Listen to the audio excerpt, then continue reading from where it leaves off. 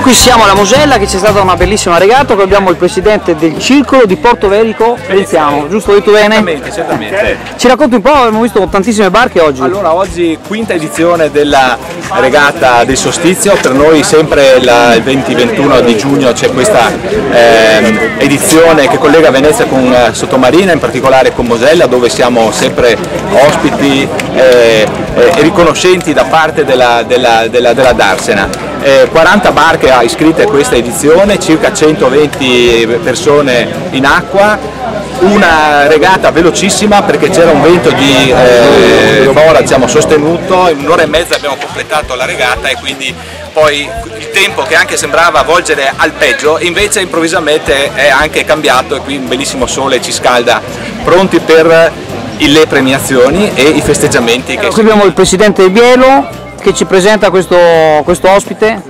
Abbiamo qua il consigliere di Porto Velico Luppi, che questa cosa è nata dall'amicizia che ho io con lui e che nel tempo, negli anni a Venezia, frequentandosi, è nata questa cosa qua. È nata quasi per scherzo, come quelle cose che nascono così naturalmente, che funzionano, perché Chioggia e Venezia ha una storia infinita, un gemellaggio, abbiamo tante cose in comune, amanti del mare, della vela e della natura, e i risultati sono questi, che abbiamo fatto 40 imbarcazioni per la quinta edizione di questa regata. Questa è già la quinta edizione? In merito a Darsena Mosella e di Porto Velico di Venezia. Complimenti. E adesso vediamo le premiazioni.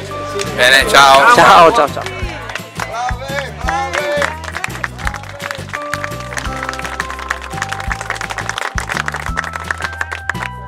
L'australiana si è portato.